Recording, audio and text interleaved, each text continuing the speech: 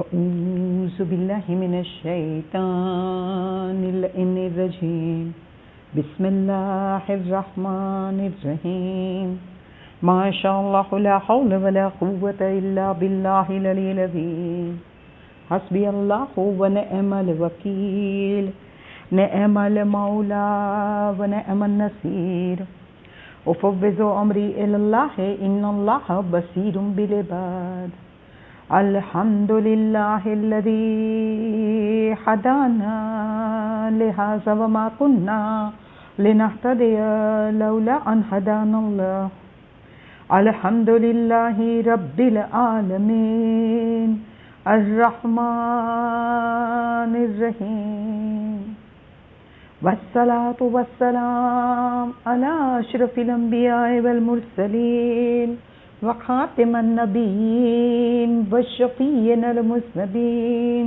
والرحمۃ للعالمین ومولانا ابی القاسم محمد اللہم صلی علی محمد وآل محمد وعجل فرجهم وآلہ الطیبین الطاہرین المعصومین المظلومین ولعنۃ اللہ علی اعدائہم اجمعین اما بعد فقد قال اللہ تبارک و تعالی فی کتابہ المجید وفرقانہ الحمید وقولہ الحق بسم اللہ الرحمن الرحیم وَقَضَىٰ رَبُّكَ أَلَّا تَعْبُدُوا إِلَّا إِيَّاهُ وَبِالْوَالِدَيْنِ إِحْسَانًا بسم اللہ الرحمن الرحیم رب اشرح لی صدری ویسر لی امری واحلل عقدۃ من لسانی یفقہوا قولی اللہم اخرجنی من ظلمات الوہم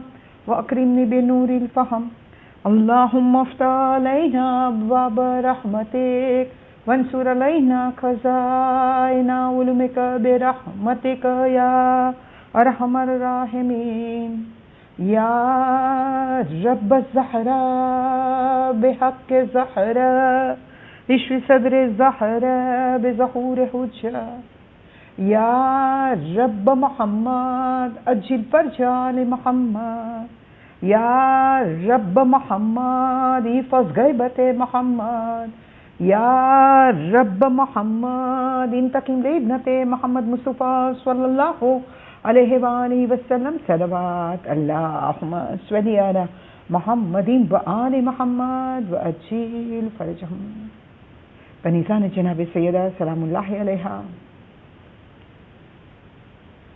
سلام علیکم ورحمۃ اللہ وبرکاتہ ومغفرتہ تمام تعریف اس خالق کائنات کے لیے ہے کہ جس نے ہمیں ہدایت دی، نہیں تو ہم اس قابل نہ تھے کہ کوئی ہدایت پاتے۔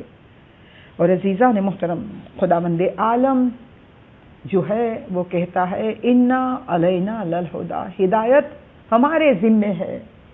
اور عزیزان محترم، اس لیے خداوند عالم نے ہماری زندگی میں جو بھی حادثے بنتے ہیں اسے ہدایت بنا دیا، اس سے ہمیں ہدایت حاصل کرنا ہے۔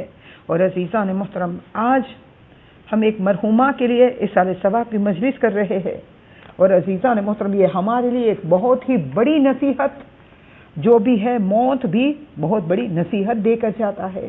اور عزیزان محترم، یہ ایک ماں کا انتقال ہوا ہے، تو آئیے یہ آیے مبارکہ جو ابھی ابھی میں نے سرنامہ کلام بنایا جس کو، وہ آیے مبارکہ میں خداوند عالم کیا کہتا ہے کہ میں نے جو ہے تمہارے رب نے جو ہے تمہارے لیے حکم دیا ہے کہ سوائے اس کے کوئی کسی کی عبادت نہ کرو اور اپنے والدین کے ساتھ نیکی کرو، احسان سے پیش آؤ۔ عزیزان محترم، احسانہ لفظ استعمال کیا گیا، تو اس کا مطلب کیا ہے؟ تو مطلب اس کا یہ ہے کہ گویا خدا کہہ رہا ہے کہ تمہیں چاہے کیسا بھی کیوں نہ لگ رہا ہو کہ ہمارے والدین نے ہمارے ساتھ یہ نہیں کیا، لیکن تم جو ہے بہت زیادہ ان کا احسان، ان کے اوپر احسان کرو، کیونکہ تمہارے لیے تمہارے والدین نے جو کیا ہے وہ سب سے بہترین والدین نے کیا ہے، لیکن تم اسے سمجھ نہیں پا رہے ہو۔ عزیزان محترم، یہ والدین کی رحلت پہ جو ہے لوگ جو ہے کہتے ہیں کبھی کبھی کہ دعا کے ہاتھ اٹھ گئے، تو کیا حقیقت میں ایسا ہے؟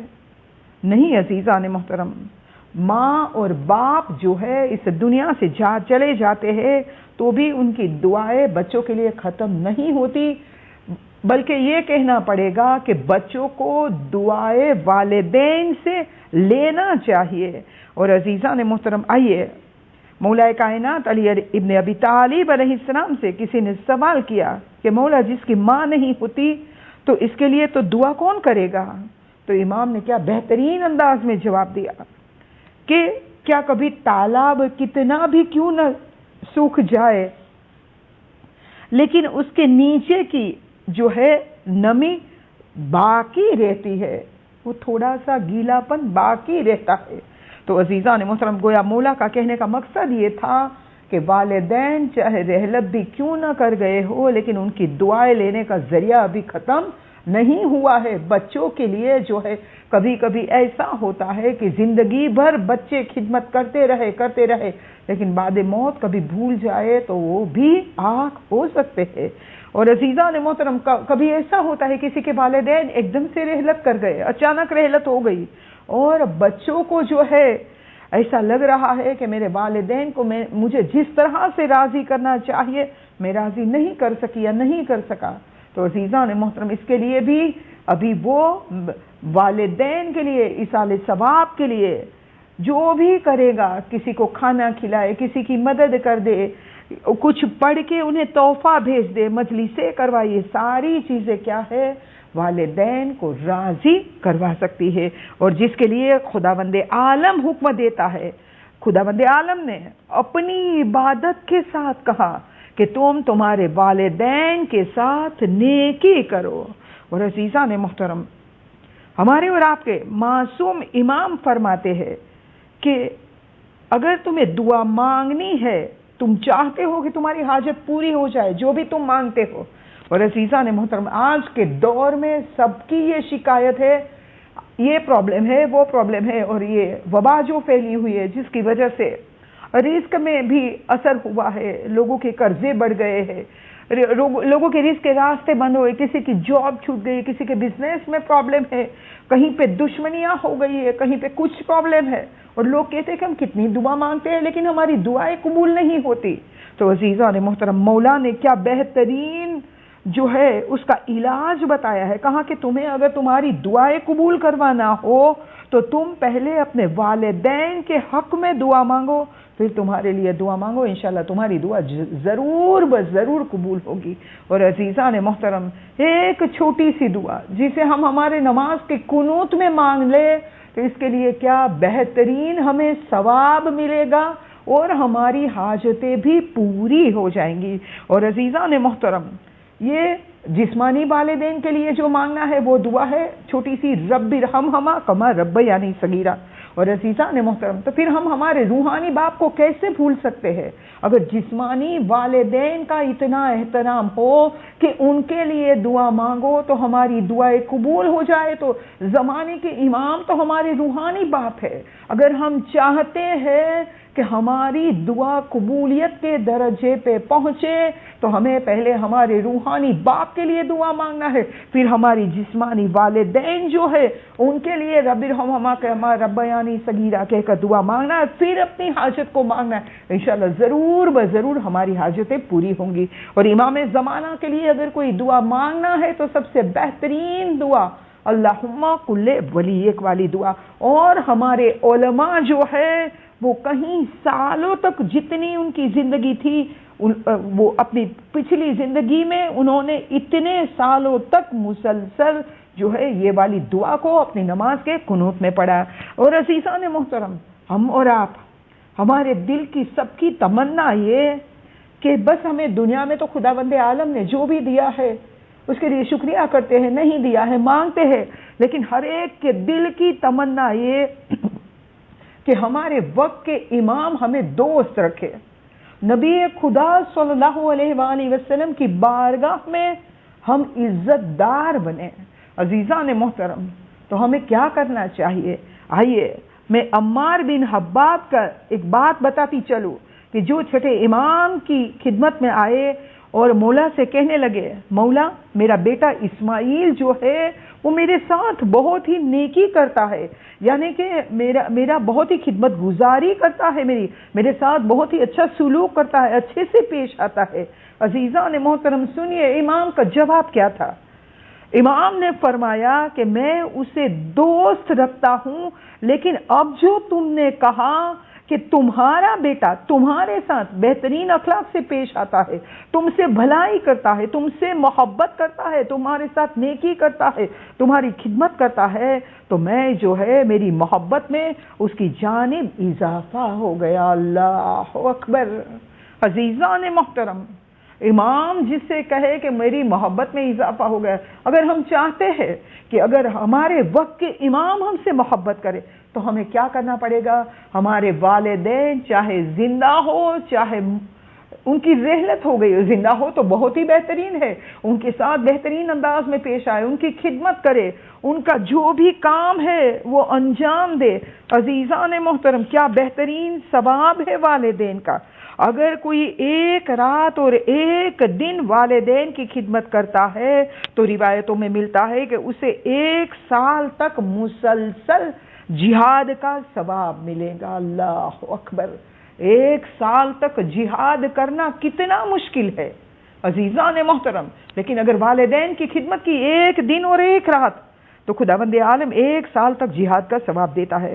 اور عزیزان محترم، اللہ نہ کرے کبھی ایسا ہو جاتا ہے، والدین کی عمر ہو جاتی ہے، والدین ہم پر غصہ ہو جائے یا والدین کچھ کہہ دے تو والدین کے سامنے غصہ کرنا تو دور کی بات، لیکن اگر کوئی شخص ایک غصے کی نظر بھی کرے گا والدین کے سامنے تو اس کی 10 سال کی عبادت ضائع ہو جائیں گی۔ پروردگار عالم تمام مومن و مومنات کی جو غلطیاں ہو گئی ہے، والدین کے سامنے غصے سے دیکھا ہے یا والدین کو کچھ بھی کہہ دیا ہے یا جو کچھ بھی والدین کے حق میں کوتاہی ہوئی ہے، پروردگار عالم اسے معاف فرما دے اور والدین کو راضی کرنے کی توفیق عنایت فرما دے۔ الہی آمین۔ پروردگار عالم ہم سب کو ایسے کام کی توفیق عنایت فرمائے کہ ہم ہمارے والدین کو خوش کر لے۔ اور عزیزان محترم، آئیے ہم دیکھیں ہمارے اور آپ کے نبی صلی اللہ علیہ وآلہ وسلم کا زمانہ تھا۔ آپ کی ایک دودھ بہن تھی، وہ آپ کی خدمت میں آئی۔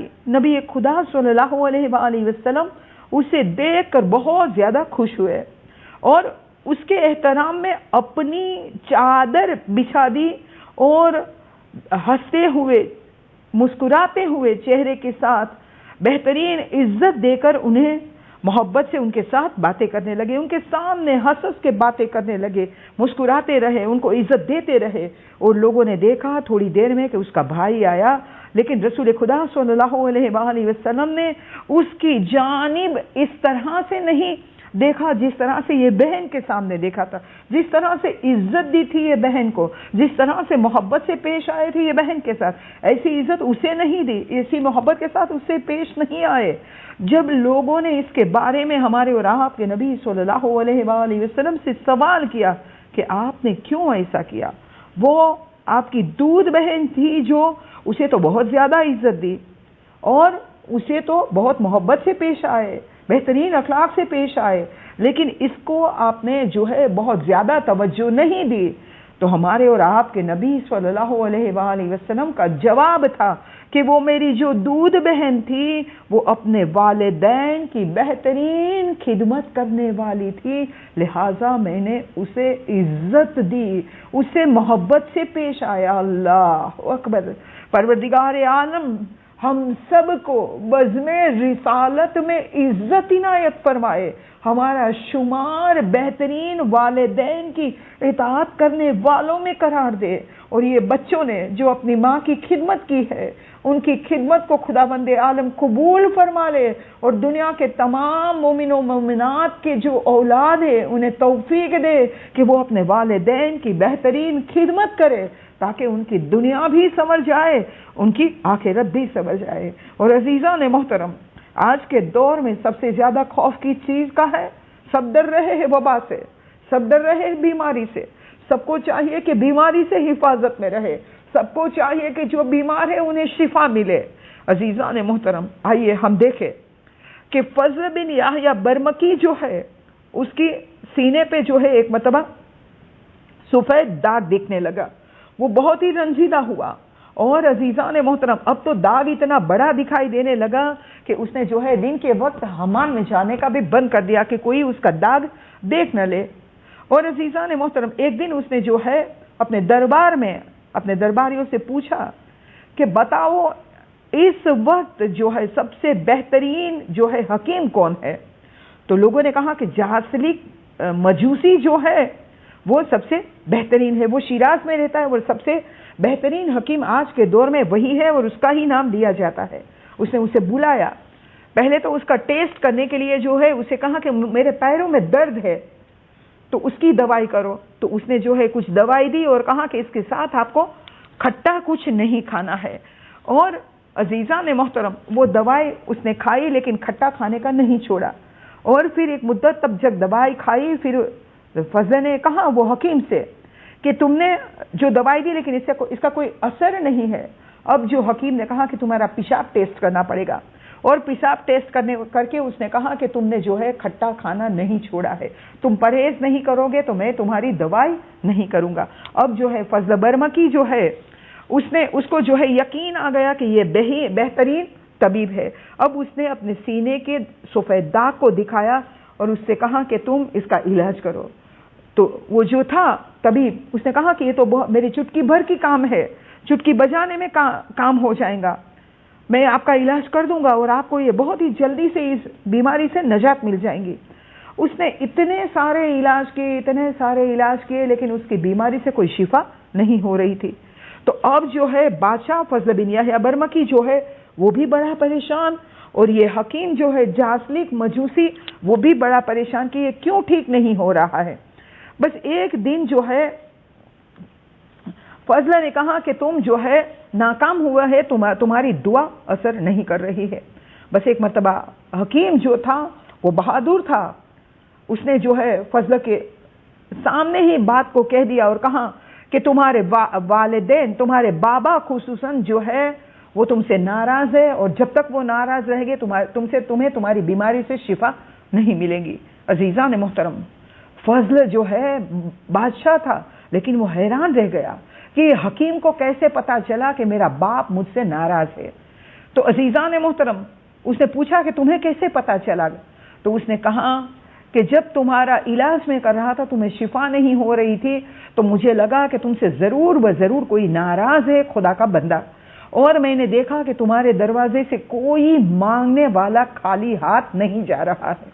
عزیزان محترم بہترین سخاوت کرتا تھا اور کہا کہ تم سے دوسرا کوئی ناراض نہیں ہے، اور اب میں نے سوچا کہ ہو نہ ہو تمہارا بابا یحییٰ برمکی جو ہے وہ تم سے ناراض ہے۔ اور تو عزیزان محترم اب فضل سمجھ گیا کہ یہ حکیم کی بات جو ہے وہ صحیح ہے، میں نے پوری دنیا کو راضی کر دیا، کوئی فقیر کو خالی نہیں لوٹایا۔ اور عزیزان محترم امام کا قول ہے کہ تمہاری بیماروں کی علاج تم جو ہے صدقہ دے کر کرو۔ عزیزان محترم صدقہ دو، تمہاری بیماری ٹل جائیں گی، مصیبت آفت ٹل جائیں گی۔ یہ اتنا لوگوں کو دے رہا تھا لیکن باپ راضی نہیں تھا تو کچھ کام نہیں آیا۔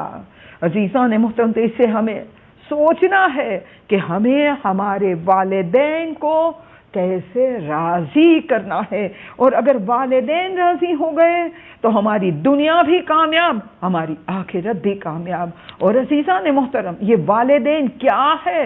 وہ ہمارے لیے پناہ گاہ ہے، اور پناہ گاہ ڈھونڈنے کے لیے خود خداوند عالم کہتا ہے قل اعوذ برب الناس ملک الناس الہ الناس، تم جو ہے پناہ مانگو مجھ سے۔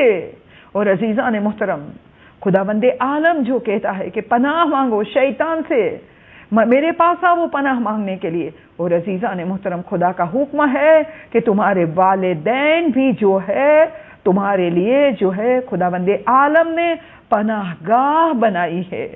اور والدین عزیزان محترم چاہے کتنے بھی ضعیف کیوں نہ ہو، وہ خود سے اپنا کام نہیں کر پا رہے ہیں، لیکن تمہارے جو سارے کام بنتے ہیں، چاہے وہ والدین ضعیف ہے، کچھ کرنے نہیں رہے ہیں، مرحوم ہو گئے ہیں، کچھ نہیں کر رہے ہیں، وہ تمہاری دعا کے محتاج ہے، تم جو تحفے بھیجتے ہو اس کے محتاج ہے، لیکن جب تم تحفے بھیجتے ہو تو وہ تحفے کے بدلے میں تمہیں دعائیں ملتی ہے، تم جب والدین کی خدمت کرتے ہو تمہیں دعائیں دیتے ہیں تو تمہارے کام بن جاتے ہیں۔ عزیزان محترم، ہم کبھی کبھی سوچتے ہیں کہ میں جا رہی تھی کہیں راستے پر، سامنے سے ٹرک آ رہا تھا، گاڑی آ رہی تھی یا کوئی بس آ رہی تھی، مجھے ٹھوکر لگ جاتی، میرا ایکسیڈنٹ ہو جاتا، میں بچ گئی، میں نے ہوشیاری کی، میں ہٹ گئی۔ نہیں عزیزان محترم، یہ ہماری ہوشیاری نہیں ہے کہ ہم بچ گئے۔ عزیزان محترم، کبھی کبھی ہم سوچتے ہیں کہ میں نے یہ کام کیا، میں نے یہ کام کیا، میری روزی میں برکت آئی تو میں نے یہ کیا تو ہوا۔ نہیں عزیزان محترم، حقیقت میں یہ والدین کی دعا کے وہ ہاتھ ہے کہ جو ہمارے لیے اٹھتے ہیں جب ان کے لیے ہم کچھ کار خیر کرتے ہیں، ان کی خدمت کرتے ہیں، ان کی جو ہے ان کے ساتھ بہترین اخلاق سے پیش آتے ہیں۔ عزیزان محترم، کیا والدین بہت کچھ نہیں مانگتے ہم سے؟ اگر ضعیف ہو گئے ہیں، کمزور ہو گئے ہیں، بس وہ ہم سے چاہتے ہیں کہ کچھ ہم ان سے اچھی باتیں کریں۔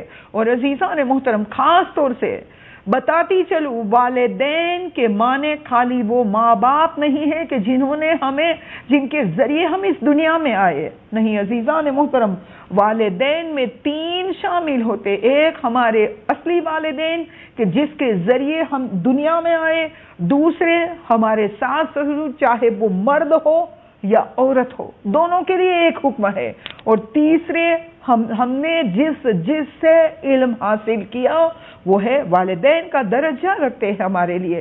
اور عزیزان محترم، خاص طور سے جب بھی والدین کا ذکر آئے تو ہمیں ہمارے روحانی باپ کو بھی نہیں بھولنا ہے۔ عزیزان محترم، ان کی بھی دعائیں لینی ہے۔ اگر ہم ہمارے جسمانی والدین کو ناراض کر دے تو ہم پر مصیبتیں آ جائے۔ جسمانی والدین ناراض ہو جائے تو خدا ناراض ہو جائے۔ اگر جسمانی والدین اگر کسی کو آگ کر دے تو وہ جنت کی آنے والی خوشبو جو 500 سال کی دوری سے لوگ سونگیں گے، وہ جنت تو کیا، جنت کی خوشبو بھی سونگ نہیں پائے گا۔ اگر جسمانی والدین ناراض ہو تو یہ ہو جائے تو ہمارے روحانی باپ، ہمارے زمانے کے امام، اگر وہ ناراض ہو جائے تو کیا ہوگا ہمارا؟ عزیزان محترم، ہمیں سوچنا ہے ہر وقت کہ ہمارے روحانی باپ، ہمارے زمانے کے امام کیا ہمارے یہ کام سے راضی ہوگے؟ عزیزان محترم، بس اگر ہم یہ والدین کے حقوق ادا کر لیں تو عزیزان محترم یہ ساری وبا، ساری پریشانی، جو ساری مصیبتیں ہیں وہ سب کے سب ٹل جائیں گی۔ پروردگار عالم ہم سب کو توفیق دے۔ عزیزان محترم، یہ والدین کیا ہے؟ تو یہ آغوش ربوبیت ہے۔ عزیزان محترم، خداوند عالم، رب یعنی کیا؟ پالنے والا، اور پالنے والے صرف 2 ہی ہے، ایک تو جو خدا اصل پالنے والا، اور دوسرا جو اس نے ذریعہ بنایا ہمارے والدین کو کہ جنہوں نے ہمیں پال پوس کر بڑا کیا، اور آخری سانس تک، جب تک کہ والدین اس دنیا میں رہتے ہیں، اپنے بچے کو ایک پل نہیں بھولتے۔ وہ جتنی ہو سکتی ہے اس کی تربیت کرتے رہتے ہیں، اس کے لیے دعا مانگتے رہتے ہیں۔ عزیزان محترم، تو یہ آغوش ربوبیت ہے۔ اور عزیزان محترم کہ جس میں ہمیں خداوند عالم نے ڈالا ہے کہ اپنی آغوش کا جو ہے مظہر بنایا خداوند عالم نے ہمارے والدین کو۔ عزیزان محترم، خدا کتنی محبت کرتا ہے، تو یہ ایک ماں سے کہیں گنا زیادہ محبت کرتا ہے۔ تو یہاں پہ ماں کی محبت جو ظاہر کی، تو ہمیں سوچنا چاہیے کہ ایک ماں ہمیں اتنی محبت کرتی ہے تو وہ خدا ہم سے کتنی محبت کرتا ہوگا۔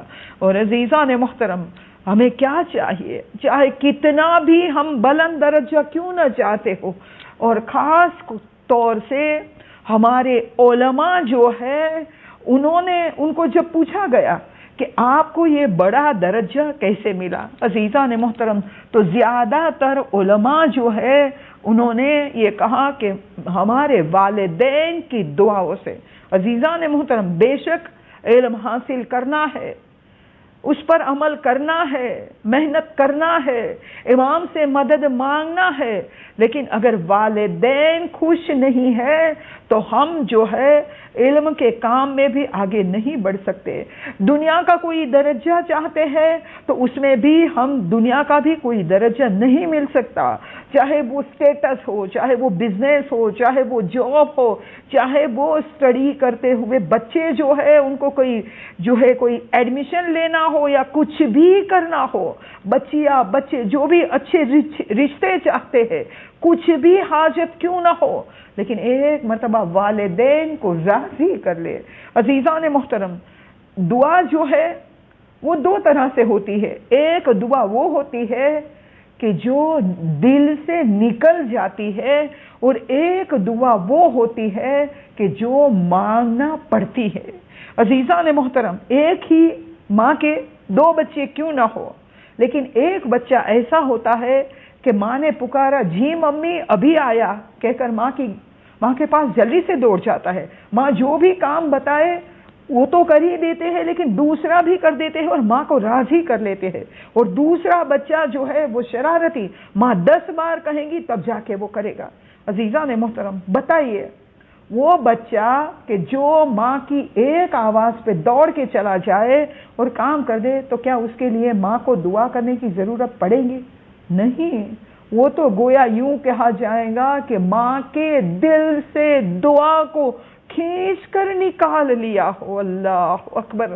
اور عزیزان محترم، دوسرا بچہ، ماں اس سے بھی بہت زیادہ محبت کرتی، چاہے بچے شرارتی ہی کیوں نہ ہو، لیکن والدین تو اپنے آخری سانس تک بچوں کے لیے دعا ہی کرتے رہتے ہیں۔ لیکن جب وہ بچہ شرارتی بچہ، اس کے لیے کچھ پرابلم ہو تو ماں کو ہاتھ اٹھا کر دعا کرنا پڑتا ہے، پروردگارا میرے بچہ شرارتی ہے، تو اس کے گناہ کو معاف کر دے، اس کی مغفرت فرما دے، اس کی حاجت کو پورا کر دے، اس کی مشکل کو دور کر دے۔ عزیزان محترم، تو یہ ہے والدین کی دعا۔ تو ہمیں کیا کرنا چاہیے؟ ہم کیسا بننا چاہیں گے؟ بس ہمیں ایسا کرنا ہے کہ ہم ہمارے والدین کو، ہمیں یہ کہنے کی نوبت نہ آئے کہ آپ ہمارے لیے دعا کرو، بلکہ والدین کے لیے ایسے کام کرے کہ والدین کی دل کی دعا خود بخود نکل جائے۔ اور عزیزان محترم، آیت اللہ عظمی مرشی نجفی جو ہے، ان کے لیے ان کی زندگی میں ایسا ہی ہوا۔ کون نہیں جانتا مرشی نجفی کو، جو مرض تقلید رہے کئی سالوں تک، کم میں حضرت معصومہ کے حرم میں جو ہے وہ سالوں تک نمازیں پڑھاتے رہے، جن کا بڑا نام حوض علمیہ میں کم میں بڑا نام۔ اور ان کا جو ہے بیان ہے کہ جب وہ مقام اجتہاد پہ پہنچ گئے، ایک دن وہ دوپہر کے وقت تھا، گھر پہ آئے کھانے کے لیے، تو ان کی والدہ نے کہا کہ جاؤ اپنے بابا جو ہے سوئے ہیں ان کو جگا دو اور کھانا ساتھ میں کھاتے ہیں۔ ان کے بابا کوئی بڑے آدمی نہیں تھے، بڑے عالم نہیں تھے، ایک معمولی دکاندار تھے، لیکن متقی پرہیزگار تھے۔ وہ دکان سے گھر پہ آئے اور وہ تھکے ہوئے تھے، سو گئے اور انتظار کرنے لگے کہ میرا بیٹا مجتہد جو بن رہا ہے وہ اب جب آئے تب ہم جو کہ ساتھ میں مل کے کھانا کھائیں گے۔ اب آیت اللہ مرشی نجفی ابھی اجتہاد کر رہے ہیں، بس ایک مرتبہ گھر پہ آئے، ماں نے کہا جاؤ بابا کو اٹھا لو۔ دوسرے کمرے میں گیا، کیا دیکھا کہ بابا جو ہے گہری نیند میں سو گئے ہیں۔ ماں کا حکم تھا، لہذا اٹھانا بھی ہے، اور بابا بھوکے سوئے ہیں، لیکن ان کی جرت نہیں ہوئی کہ انہیں بابا کہہ کر پکارے، یا انہیں آواز دے، یا ان کا کاندھا ہلائے، یا کوئی اور طرح سے اٹھائے۔ کچھ سمجھ میں نہیں آ رہا کہ کیا کروں، کیسے کروں۔ اور عزیزان محترم، اجتہاد پہ جو پہنچ رہا ہو، جن کی معرفت ہو، وہ جانتے ہیں کہ والدین کا احترام کیسے کرنا چاہیے۔ بس ایک مرتبہ وہ پیروں کی جانب بیٹھ گئے اور باپ کے پیروں کے تلوے کو اپنے گالوں سے لگا کر گھسنے لگے۔ اور عزیزان محترم، جسم کا سب سے گرم حصہ جو ہوتا ہے وہ چہرے کے گال کا ہوتا ہے. جب گال گرم گرم ان کے بابا کے پیروں کے تلوے کو لگا تو ان کے بابا کو احساس ہوا کہ کچھ ہو رہا ہے میرے تلوے میں. عزیزان محترم، وہ فوراً کھڑے ہو گئے، دیکھا، اٹھ گئے کہ مجتہد بیٹا باپ کے پیروں کے تلوے کو گالوں سے گھس کر اٹھا رہے. اور عزیزان محترم، وہ باپ نے کتنی محبت آئی ہوگی اپنے بیٹے کے اوپر، کتنے جو ہے خوش ہوئے ہوں گے اپنے بیٹے کے لیے، اور عزیزان محترم کیسے دعا دی ہوں گی بیٹے کو. مجتہد تو بہت زیادہ بنے، لیکن آیت اللہ مرشی نجفی کو جو مرتبہ ملا ایک الگ مرتبہ ہے. کون ایسا ہو سکتا ہے کہ جو برسوں معصومہ قوم کے حرم میں سالوں تک نماز پڑھتے رہے، دنیا کے کونے کونے میں لوگ ان کی تقلید کرتے تھے. عزیزان محترم، تو وہ کہتے ہیں کہ مجھے جو بھی کامیابی ملی وہ کامیابی کی جو ہے وجہ میرے والدین کی دعا ہے. تو عزیزان محترم، اگر ہم دنیا بنانا چاہتے، اگر ہم آخرت بنانا چاہتے ہیں تو بس ہمیں ہمارے والدین کو راضی کرنا ہے، چاہے وہ دنیا میں زندہ ہے چاہے ان کی رحلت ہو گئی ہے. اور عزیزان محترم، آئیے ہم دیکھیں کہ رسول خدا صلی اللہ علیہ وآلہ وسلم کے صحابیوں میں نعمان بن عارفہ کا ایک بہت ہی بڑا نام. نعمان بن عارفہ، کیا کہنا کہ جن کا جو ہے پہلے 6 صحابیوں میں جن کا نام تھا کہ جو رسول خدا صلی اللہ علیہ وآلہ وسلم کے ہاتھ پر بیعت کر کے ایمان لے آئے تھے. اور عزیزان محترم، اتنے بڑے صحابی، اور جب ہمارے اور آپ کے نبی صلی اللہ علیہ وآلہ وسلم شب معراج آسمان پہ گئے، اور عزیزان محترم پہلا آسمان نہیں، دوسرا نہیں، تیسرا نہیں، بلکہ 7ویں آسمان کے اوپر جب جنت میں دیکھا کہ وہاں سے تلاوت قرآن کی آواز آ رہی ہے زمین سے. وہ کس کی آواز تھی؟ نعمان بن عارفہ کی. اور عزیزان محترم، وہ نعمان بن عارفہ وہ تلاوت کر رہے تھے زمین کے اوپر، لیکن آواز کہاں سنی؟ ہمارے اور آپ کے نبی صلی اللہ علیہ وآلہ وسلم نے 7 آسمان کے اوپر شب معراج جنت سے آواز سنی. عزیزان محترم، جب ہمارے اور آپ کے نبی صلی اللہ علیہ وآلہ وسلم نے آ کر یہ بات بیان کی، لوگوں نے پوچھا کیوں ایسا؟ تو عزیزان محترم، ہمارے اور آپ کے نبی صلی اللہ علیہ وآلہ وسلم کا جواب تھا، میں اپنے لفظوں میں بیان کر رہی ہوں کہ نعمان بن عارفہ جو ہے، ان کی ماں جو ہے بہت زیادہ ضعیف ہو گئی تھی. اتنی ضعیف ہو گئی تھی کہ وہ خود سے کھانا نہیں کھا سکتی تھی، خود سے نہا نہیں سکتی تھی، بال کو کنگھی نہیں کر سکتی تھی.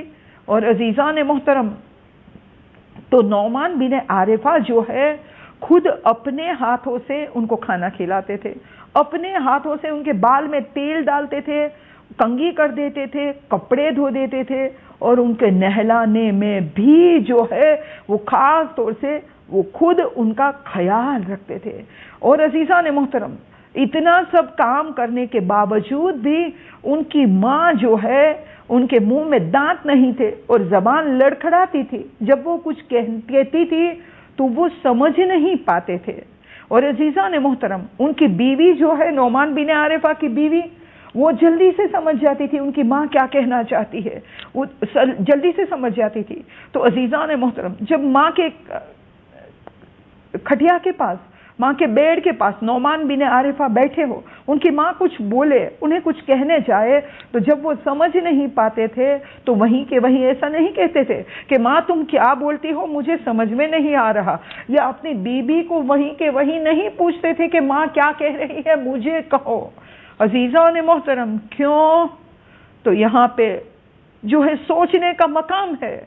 اس لیے نعمان نہیں کہتے تھے کہ شاید میری ماں یہ سوچ کر ناراض نہ ہو جائے کہ میں ضعیف ہو گئی ہوں تو میرا بیٹا اب میری بات نہیں سمجھتا ہے. عزیزان محترم، نعمان بن عارفہ شاید سوچتے ہوں گے کہ یہی ماں ہے کہ جس کی گود میں ننھا سا تھا، میں کچھ بول نہیں سکتا تھا، میں صرف روتا تھا، ماں میرے رونے سے سمجھ جاتی تھی کہ مجھے نیند آ رہی ہے یا مجھے بھوک لگی ہے یا مجھے بیماری ہے جس کی وجہ سے میں رو رہا ہوں. اور ماں اب ضعیف ہو گئی ہے لیکن ماں بول بھی رہی ہے تو بھی میں نہیں سمجھ پا رہا ہوں.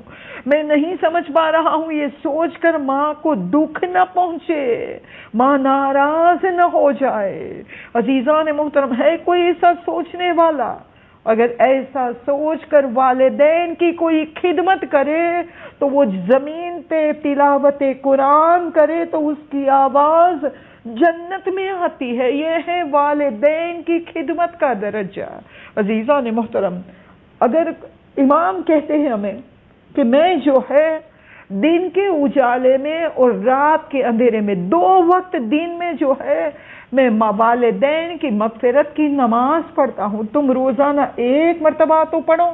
عزیزان محترم، چاہے والدین زندہ ہو چاہے رحلت کر گئے. ایسا نہیں کہ زندہ والدین کی مغفرت کے لیے دعا نہیں مانگ سکتے، نماز نہیں پڑھ سکتے، بے شک پڑھ سکتے ہیں. اور امام کہتے ہیں کہ میں دن میں 2 مرتبہ پڑھتا ہوں، تم 1 مرتبہ تو پڑھو. اور وہ نماز کا طریقہ یہ ہے کہ 2 رکعت نماز پڑھنے کی ہے، بہت ہی آسان.